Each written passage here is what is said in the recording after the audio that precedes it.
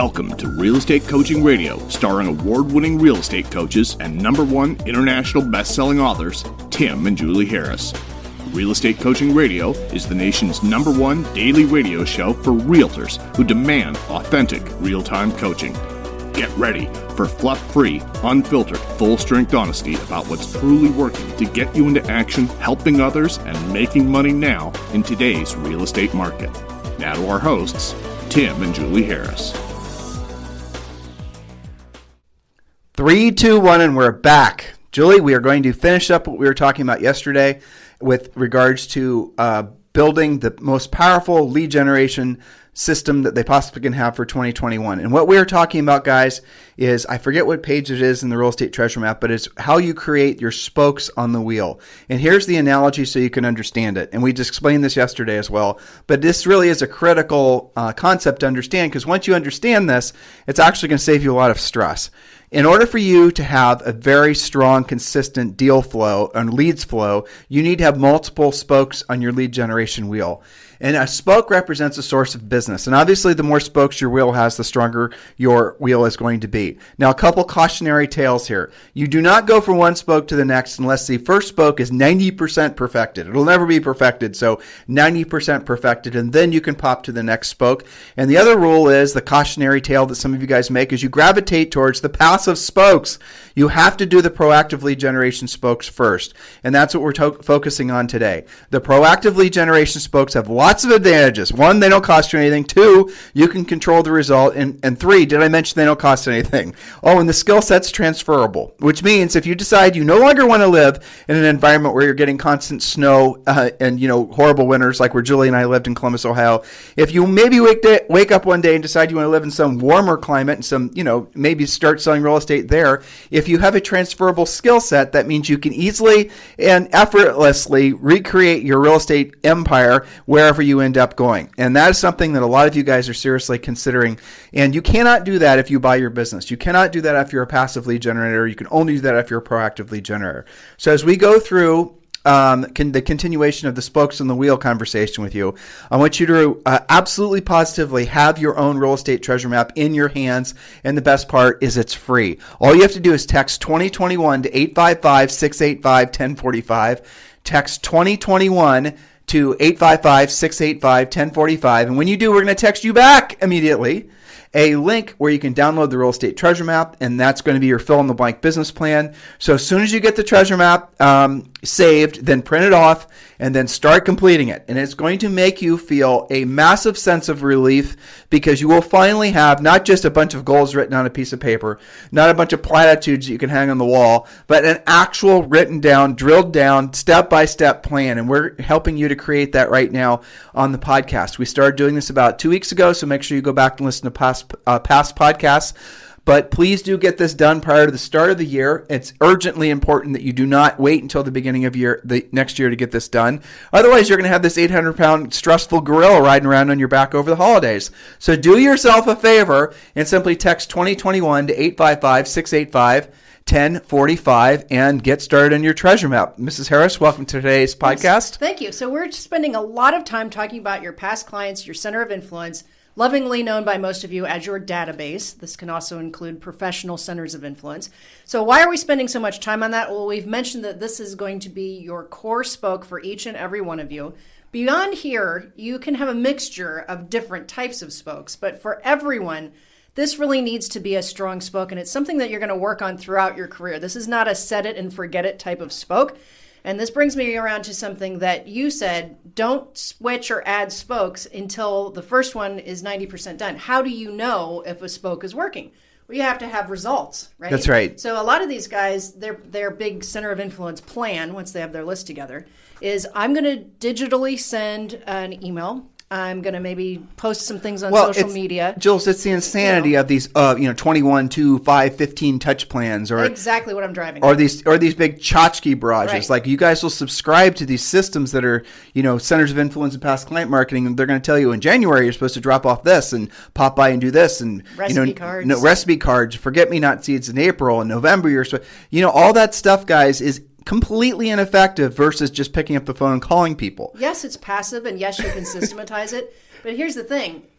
your spoke, in order for you to actually call it a spoke, it has to actually be pumping out leads that are quality, that are turning into actual business.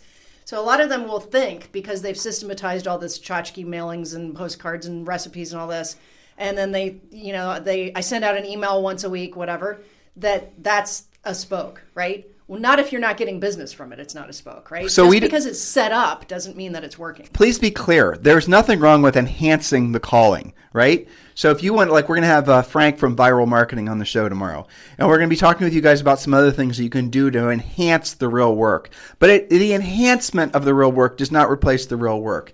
And again, I know 99% of you aren't going to hear what I just said. You're just going to go what you perceive to be the easy button. Well, they do it the opposite route, right? Exactly. Yeah, they think that the call is supposed to enhance the stuff. But in fact, it's the stuff that's supposed to enhance the call. The call is the core. And when you get good at the calling, guess what? You never have to do the stuff. Well, it's at least optional, right? Because you know they're going to do it. But it's at least optional. But you don't have to is the point. That's right. So keep the money in your pocket. Right. Keep the money in your pocket. And you don't need to give them another pumpkin pie or, whatever. And guys, look, the bottom line is the real work in real estate where you're going to be able to help the most people and make the most money is always going to be on the other side of developing a skill set. And part of the skill set is getting past your own abhorrence to actually doing the real work in real estate. That's the reason you hire a coach. And again, guys, make sure you're filling out your real estate treasure map. And the easiest way for you to get that, it is free, is to text 2021 to 855-685-1045. All right, so Julie, let's drill down on this spoke so we can move on to the next one, okay? Well, okay, so the next, I only have a couple more points to get across on this because it is so critical. Okay, so a very common question that I get from coaching clients and podcast listeners is, okay, I put together my list, but there's like 50 people on it, or it's 100 people. I just don't have that big of a list. So in the back of the treasure map, there's some help for that, to like memory joggers to help you develop that. Who do I know? It's in our book too, right? It's Harris in the book. Rules. It's everywhere. It's on the website for coaching clients. So, Right. So basically lists different people that you might know and who they might know. And so that's basic list building. But then the next thing is, how do you expand from there? And we talk about doing memberships and clubs and meetups and working out with other people. Let's get to that in a second because we have to explain to them the math, okay? Yeah. So the traditional way of thinking about what could you hypothetically generate off your centers of influence and past client lists is a bit of I think it's a bit of a misrepresentation of what you can actually generate from it. And here's why. Because if you have 100 people in your list, statistically, you're going to have 10 of those people on that list are going to buy or sell real estate. Now, we think, and we're seeing lots of evidence to believe this is true, that the actual number is closer to maybe 15, maybe 20%, because there's so much more sales velocity nowadays. 10% is what's traditionally been true, but now with people moving more frequently and moving, frankly, getting a lot more a lot easier, and a lot of people moving out of the cities and the densely populated urban, all these things that are happening right now, massive migration into the Midwest and things like that, where people are choosing a different quality of life now. They can work virtually. You're going to see a lot more of your people in your centers of influence and past client lists who are going to transact, but they're not necessarily going to transact with you. So if you were to take your existing list, and we've had people do this before, like when let's say, for example, you were to hire us to be your coach. One of the first things we do is what we're doing with all of you now, is go through your center of influence past client list. If you don't have one, you're going to make one. And then we'd want you to go through and prune all the ones out that have actually transacted with somebody else. And you will be shocked, amazed, scared, sad. I mean, this is how you shrink your list. Remorseful. Yeah, because you're going to go through there and you're going to realize that center of influence past client list that you have been mailing crap to, dropping stuff off, doing all this passive stuff, you'll be shocked how many of those people did indeed buy or sell real estate, but not with you. And why did they not buy or sell real estate with you? Because you were not the agent who was talking to them. You were the agent that was burying them with little tchotchkes. And that is not the way you make money and help people in a market like this. Yeah, how many listing appointments did we go on where somebody else's magnet was stuck to the constantly fridge? All the freaking I remember time. That's funny. Calendars. You and I, every time there was this time of year, always when we sold real estate, we were always seduced to do the garbage stuff. You kind of felt like you had to do some of it. And then we had to remind ourselves that we would go through and we would see I remember going through people's houses and they would have multiple. I don't think calendars are so much a thing anymore, but we'd see multiple agent calendars. It would be magnets were big. Magnets were big. Do you remember the dry erase boards were big? You'd see all kinds of things. Yeah, but you see all this realtor propaganda scattered throughout their house, and yet they're listing a house with us. Why? Because we called them. That's why. I think calling is even more important than when we were calling, right? Because there's so many other ways of communicating that make everybody kind of passive and lazy. That's actually an incredibly good point, because when you think, I didn't mean to throw that actually in, because it sort of diminishes. That's okay. I know who you were kind of takes the edge off the compliment. But it was a very good point, because in this era since 2007, where essentially everybody is coming into the industry and is being told to passively lead generate, and there's so many more different ways to seduce you, things to seduce you into doing. The digital marketing, sending videos, and all that stuff has a place. Okay, I'm not saying. On a whole, it's complete garbage. But what I'm saying is it's virtually useless compared to picking up the phone. That's it. So look, you can send them videos. You can do, you can even do a podcast to your center of influence and past client list. Doesn't matter. You do whatever you're going to do, but you got to pick up the phone. You have to have that direct communication with folks in real estate if you actually want to have a shot at getting anybody off your list to want to do business with you. These are stone cold truths. And I'll tell you what's even more is the highest failure rate of all. So agents will dig in and on the center of influence and past client marketing. It used to be buy referral only, and there's all these other things when Julie and I are selling real estate. And those are the agents that generally speaking struggle the most, because they have the least consistent deal flow, because they don't know how to do anything other than, drop off the tchotchkes and then wait, hope and pray that the phone rings. That's their whole system. That's not a system. That is not a duplicatable business. Oh, Tim, what are you talking about? You can just double, triple, quadruple your list and da-da-da-da-da. Yeah, you can have 10,000 people that you're dropping off pumpkin pies to every November.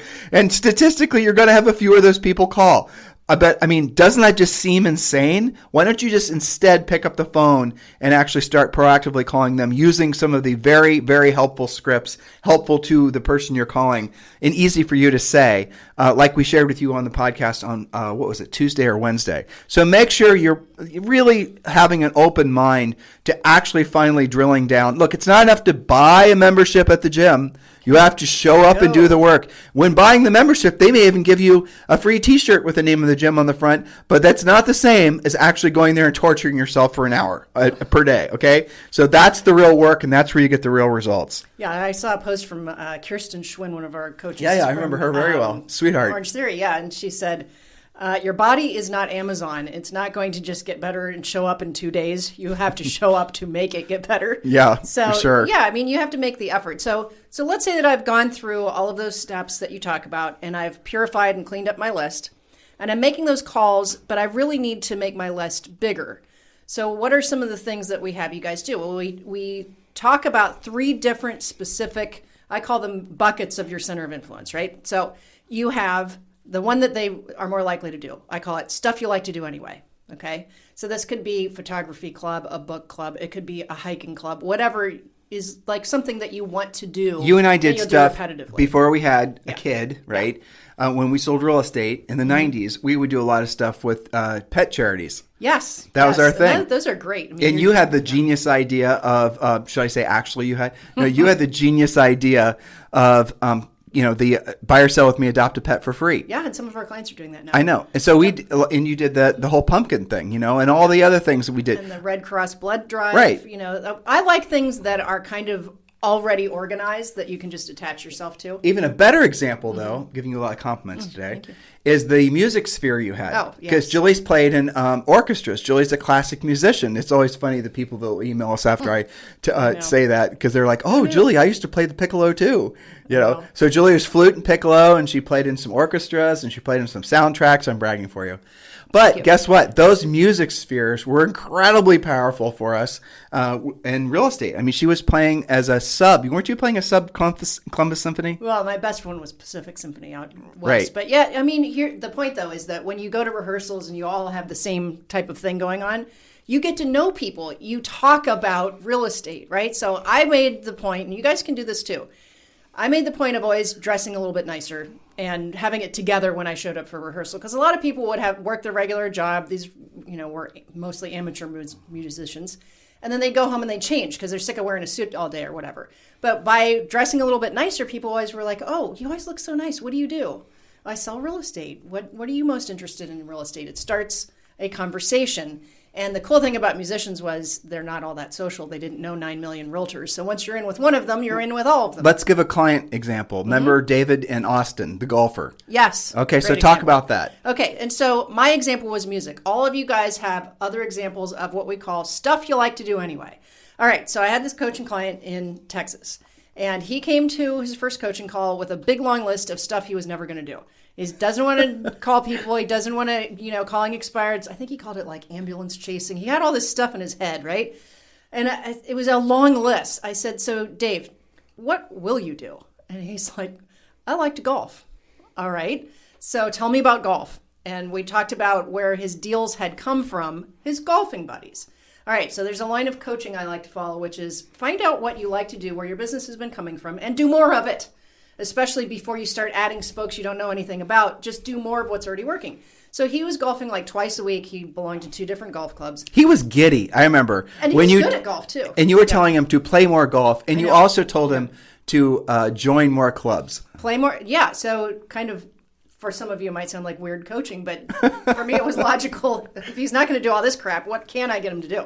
Okay, so his coaching homework was to join 2 more clubs in different parts of town, but still areas he liked to sell in, good average sale prices, and to join a more upper end club. Okay, so, and to golf, I kid you not, 5 days a week. Didn't he have including tournaments? Didn't he have you actually explain this to his wife because his wife didn't believe that was really what his coach was telling him to do? Yes, because go play more, right? Yeah, exactly. Right? But there were rules, right? He had to talk about real estate. Now, not just that, he was not allowed just to hang out with his handful of buddies. No, he had to expand his center of influence. And he had to play golf every single time he were to play golf with a different group guys. of men, right? Yes, or maybe women. maybe one of them he knew, but they were introducing him to other people. Right. So he was mixing it up. Now, what was his epiphany for that he discovered that? Well, he didn't quite buy into this right away until he was so typically you golf and then you go to the golf house, whatever they call it, the club, okay, where there's a restaurant, and then you have lunch together. Do you know the funny part is we live on a golf course, and you don't even know it. It's called the clubhouse. The clubhouse. Yes. I know. I should have known that. It's a place where they sell the golf tchotchkes. Yes, the golf tchotchkes. So they go to the clubhouse for lunch, and Dave was sitting around with his friends, and one of them says, yeah, I'm getting ready to close on my new construction house. And remember, the friend obviously knew that Dave was in real estate. Yes. Okay. And Dave's like, what? Tell me about that. So what's happening to your old house? Well, I got somebody coming over tonight to list it. Dave just about fell out of his chair with like, I'm in real estate too. Oh, I forgot you're in real estate too. Okay. Well, by the, just in the nick of time, Dave ends up taking this listing. But had he not been having lunch with that gentleman that day talking about it. But go back to And from that day on, he started to actually talk about real estate. So the real essence of that learning experience was exactly what you just said. Yeah. He was not intentionally, purposely asking these people for business. He was actually weird about it. It wasn't even that he was unintentional. He felt strange about it. And we gave that example to the listeners the other day with regards to the insurance agents that would never ask us for business. That's right. When we see them practically every day when we were selling real estate in Columbus, Ohio. So the perception that consumers have of you, especially your centers of influence and past clients, if you're not overtly asking for business, they think you're lazy, too busy, don't want to do business with them. I mean, all kinds. Not in their price range. Whatever. Exactly. They're going to create a whole host of subconscious reasons why you're not asking for business, and the real reason is you're too lazy and you're worried about how you're going to be perceived. That's the real reason. In fact, in Dave's case, he found that many of his friends thought he was just a part-timer. And didn't really take him that seriously. Exactly. So I'll give an example from a coaching client myself. Mm-hmm. Rob Johnson, who has become the #1 agent in Connecticut with Brown Harris Stevenson. He's the #1 agent in Greenwich. He's the #1 agent in New York City with the same company. Fantastic agent. We've been coaching him for something like 6 years. Mm-hmm. So he came to us, and his real estate business didn't exist, and he was doing some flips. Incredibly successful from another industry. So he came to us and he basically, same start out. He will not ever do anything proactive. He's not going to make any calls. He's not going to call expireds. He's not. And this was a very affluent man who basically was, long story short, he'd sold before. He'd sold stuff pretty polished. On Wall Street. Oh, very polished. Probably the most polished coaching client I've ever had. I would agree with that. Right. So anyway, he is telling me all the things he won't do. Then same question. What will you do? Well, there's a cigar club that I belong to. I like to go skeet shooting. Remember, Greenwich, Connecticut, guys, his average sale price is like $5 million. Okay, no, it's $3.5 million. So just keep that in mind. I like to do this. So I like to do the other thing. Okay, do more of it. And he started to build his business off that. Now, you listeners, you're saying, oh my God, I so love Tim and Julie. They're telling me to do more of what I love to do. Fun. Now, Yeah. But here's the key. You have to go and ask for business. So the script I wrote for Rob, and this is what we've shared with you guys for years, is when you have a conversation with somebody about whatever it is that you're all sharing in common, be it golf or cigars or skeet shooting or, whatever, right? You never end any conversations or any get-togethers with oh, by the way, with him, he's British, so he's saying it correctly, right? Oh, by the way, whom do you know who's thinking about buying or selling that I should be helping? And he ended every single conversation that way. Now, he told me at his cigar club in particular. Now, the cigar club wasn't just wealthy people. It was normal, ordinary meat and potato people, too. And he was able and is able to have conversations and do transactions with a multitude of people, but most of his deals are the upper end. But the reason I'm telling you that is because it works in all price ranges and all market segments. There's no class or, anything that's going to limit class or race, or no political mooring lines will prevent you from actually simply saying, oh, by the way, Julie, who do you know who's thinking about buying or selling real estate that I should be helping? Now, he got to say that so frequently that he ends every conversation with that. And amongst his friends, it became a joke. Like they would say it to him before he would say it to them. Beat him to it. Yeah, he beat him to it. But remember, this guy 6 years ago was not selling a lot of real estate in Greenwich, Connecticut, one of the hardest, most expensive markets on planet Earth. And now he's numero uno. Okay, so why? Because he was a wonderful, classy, absolutely stellar salesperson, but because he was asking for business. That's the critical part. And if there's an example, his house, guys, is $10 million, his own house, okay? So if there's an example of somebody that should be stuck up and not everyone asked for business, it would be him. It's not any of you. Right. And he did. And he still does it. And he still does it. And Julie and I do it every day, too. We're doing it on our podcast. We do it we're constantly asking for business because that's the way you tell the world that you're here to be of service to people. And that's how you stay in business. Right. So, by the way, who do you know who's thinking about buying or selling real estate that I should be helping? Very similar to the script we shared with you guys the other day. Yes. Okay, so let's get back to our 3 buckets. The first one was stuff you like to do anyway. Golf, cigars, all of the things you have interest in. And if you don't have anything that you're interested in, you might want to work on that because you're maybe a little too boring even for yourself. So get some interest. If you're even mildly curious about something, go pursue it. So that's stuff that you like to do anyway. All right, so that's bucket number 1. Bucket number 2 is philanthropic things. Mm-hmm. So that can be going to, like you and I like, just different charitable events that you can participate in. Sometimes that might be an auction for charity. It could be a car auction, an art auction. It could be let me golf edge that. tournaments. Let me put a little edge on that. Yeah. Okay. The problem with listeners listening right now is they're instantly overwhelmed by you saying that because they're thinking they have to go and start some sort of charity or that they have to give a lot of money to No, participate. you don't. You just have to go and participate. That's Give all. your time. Right. And don't forget, look, guys, a lot of you are involved in religious organizations. A lot of you are involved in your kids' sports. Mm-hmm. There was an agent that we sold real estate with, Sandy Rains, a fantastic agent in Columbus, Ohio. And she would work her daughter's swim team and just things like that. So whatever it is that you guys are liking to do, like you use your work as an excuse not to do more of the stuff that is with your kids and your family. But in real estate, if you're going to go to your kid's soccer game and you're going to go and have conversations with the other parents that are going to lead to real estate conversations, you're kind of best of both worlding it there, aren't you? Unlike, say, for example, if you sold hammers and or you're an accountant, you're not going to necessarily, well, I suppose an accountant could solicit for business too, but you get the gist of it. Everybody is always in the market to buy or sell real estate. Everyone is always in the market to buy or sell real estate because you always need a place to live. So if you are looking for a way to make it so you're spending more time with your family this year, do what we're suggesting, but make sure when you're there, you're not just sitting there on your cell phone with your head down and not interacting with other people. Being a secret agent. Right. Being a secret agent. Interact with other people, and then always use that script. It's the most passive friendly. Is anyone possibly going to say anything snarky or think a snarky thought about you if you simply say, oh, by the way, whom do you know who's thinking about buying or selling real estate that I should be helping in this market? Yeah, you're not even asking them directly. No. It might be them. They're going to tell you if it is them. Right. But you're just asking for help, essentially. And, you're also not saying, do you know someone? It's who do you know, which causes conversation. Okay, so we have stuff you like to do anyway. We've got philanthropic things. And then the third one is what I call business for the sake of business. And this can be organizations like BNI. One of our coaching clients did 12 deals last year, and 9 of them were from his BNI group. Business Networking International, and some branches. We were involved in BNI too. Mm-hmm. We never really got anything from it, if I remember correctly. It's very kind of hit and miss. Some of them Depends are really on the good, group. and I think it depends on the agent how well they work it too. And you and I started, And how consistent. we helped to start a chapter of YEO when we were in Columbus, Yep. Young Entrepreneurs Organization. There's so many different things you can do. There's women in business, there's young entrepreneurs, there's all kinds of things. But these are organizations that are specific to business, where it's okay. It's even more okay to be asking for business. You're expected to, right? Yes, you're expected to. So Toastmasters is really good because it also forces them to speak more confidently in public. Meetup.com. Yes, There's another Meetup's one. great, which is not a dating site. I know it sounds like that, but No. it's meetup.com. You type in your zip code, you check off what your interests are, you check off a radius of 5, 10, 20 miles around you, and then it'll pop up what all the meetups are, like what's going on. There's a lot of mom groups that Right. can be really good.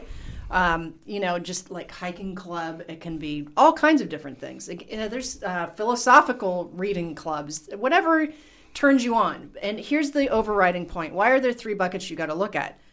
Here's the thing. In order for you to really make this a viable spoke, it is a fact, and I think you'll agree with this, Tim, that you have to do more of this stuff than you think. Oh, yeah. Way more of this. If I were to go get licensed anywhere again, and it wasn't our hometown with connections, okay, the first thing I would do is go to meetup.com, and I would find as many organizations and groups and interesting things where, especially if they're repetitive, so you're going to see the same people over and over, and I'm going to pack my schedule with that. That's the first thing I would do, knowing that that's going to generate some organic leads, people that already know me, and I'm going to use the exact script that you said. So I will not, you said you think I'll agree with you, and I partially agree with you. Because same scenario, moving to a different town where you don't know anyone, Yep. I'm going to pick up the phone call expired. Well, I'm not saying it's the only thing I'm Right, going to do. but that's what I'm going to get it going. I'm going to go faster. after the people who Yes. have their hands in their air right Absolutely. now and say, I want to sell a house. Okay, now this is a perfect segue. Uh-oh. You set me up, didn't you? I did. Okay, so, and maybe we don't get into this today, but where we're headed, guys, we spent a lot of time on past client center of influence, working your database, setting it up, how to expand it, how to polish it. I think we're there on that one. All right, so that is the category of people who already know, love, and trust you. The tenet that goes with that is you need to do more of it. Your list needs to be bigger. It needs to be expanding all of the time, and you must be talking with them, actual conversations. Those were our main bullet points, okay? So because they already know, love, and trust you, the conversations are a little bit easier once you get used to it, but it takes more of them, okay? So let's switch gears to things like people you don't know, okay? Or who you likely don't know. Let's talk about that tomorrow because I actually have to get on a Zoom in 10 minutes. So that's our prequel for Right. tomorrow. We're going to change. We'll still be talking about spokes, but we're going to talk about different ones. Right. So again, the first spokes you add are the ones that are skills based. They do take skill to actually make these work. But once you have the skill, you have consistency in your business. And once you have the skill, you don't have to be essentially beholden to buying leads. And by the way, once you have the skill, chances are you will never buy leads. You will never do all the gimmicky things. You will never be seduced by all the things that are essentially sucking so much money out of agents' wallets without ever giving them any return on investment. That's our little hidden agenda, okay? You're going to develop this skill, and then you're not going to be so easily seduced by all the other gimmicks, which is 99.9% of all the things that are being sold to real estate agents are things that are designed, basically they're predicated on the idea that you don't have skill, that you won't develop skill, and you won't be proactive. That's what essentially everything that's being sold to you guys. We have more respect for you. We want you to be successful in this business for a long term. So we're going to tell you what you don't want to hear when you don't want to hear it, and we're going to tell it to you at such a level that, well, you could ignore us, I suppose, but it would be at your own peril. So that tomorrow we're going to be talking about expireds, and we're going to be digging deep into essentially one of the most lucrative aspects of the real estate business. No matter what you think your market is in terms of a hot seller's market, there are still droves of expireds. And again, tomorrow is incredibly important you pay attention because January, really the first week in January, is probably the best time of year to be hunting expireds for a whole host of reasons that we'll start talking about tomorrow with all of you. In the meantime, please download your real estate treasure map. Text 2021 to 855-685-1045. Text 2021 to 855-685-1045, and we'll talk with you on the show mañana. This program has been a presentation by Tim and Julie Harris, Real Estate Coaching. For more information on our real estate coaching and training programs, visit our website at timandjulieharris.com. Remember to tune in weekdays at noon for upcoming shows, and until next time, thank you for listening to Real Estate Coaching Radio with Tim and Julie Harris. This podcast is a part of the C-Suite Radio Network. For more top business podcasts, visit c-suiteradio.com.